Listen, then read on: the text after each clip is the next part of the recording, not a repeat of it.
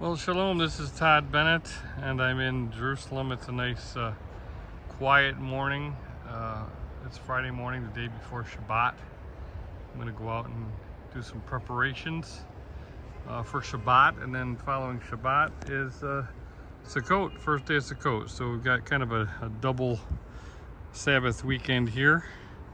So we got to make our preparations accordingly. And it's kind of interesting because I was walking along in this park. I pass by here all the time when I'm here in Jerusalem. This is kind of my path to the Jaffa Gate, and it just struck me as I'm looking at this timepiece here, how detached we are from time, the time that Elohim created and built into the fabric of creation itself.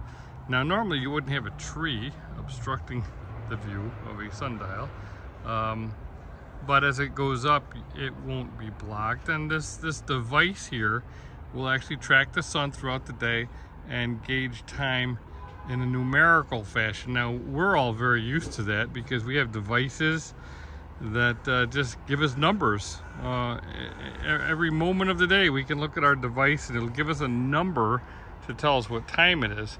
And this is one of man's original devices that he invented in order to gauge time numerically. But the creator never created seconds and minutes necessarily. Of course it's all mathematical, and you can calculate time, but people didn't live their lives based upon just looking at the minutes and the seconds of the day. They would look up and they'd gauge the sun and they would act accordingly. They would rise up with the sun and start getting their work done with the light of day, could be available to help them see the things that they needed to do. And then as the sun went down, they realized it was time to start wrapping up their day. And they might have an oil lamp or more, or a fire, giving them some light at night. But obviously if you've ever gone camping without flashlights and you see how dark it can get around you at night, it's not easy to function and get around. So people would generally wind down their day and go to sleep after the sunset. And so their lives revolved around creation itself, and we've gotten so far removed from that I think that's one of the reasons why we see people just running after all sorts of different calendars and everything, because they're not connected to the land. Now I'm here celebrating Sukkot. I don't have a vineyard here in Israel.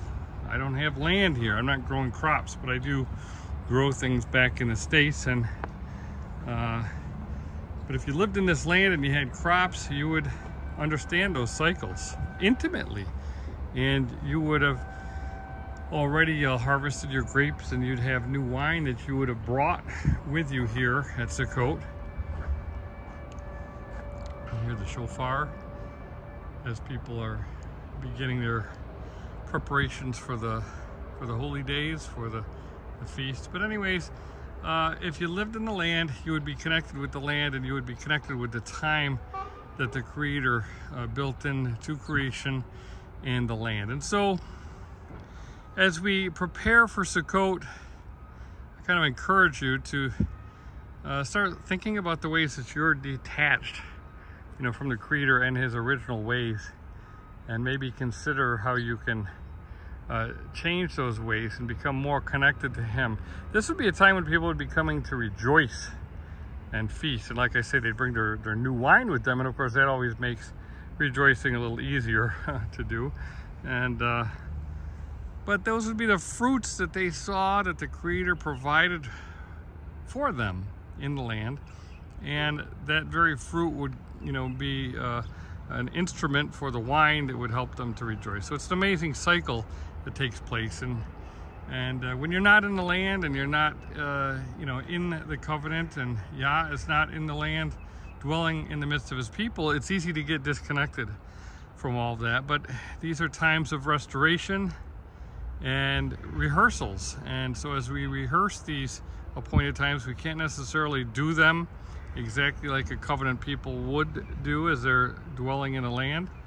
But we can rehearse and we can consider our observance of them and how we might observe them in our daily lives in preparation for the true rejoicing that we will experience when Messiah returns and restores us to the land. So until then, we rehearse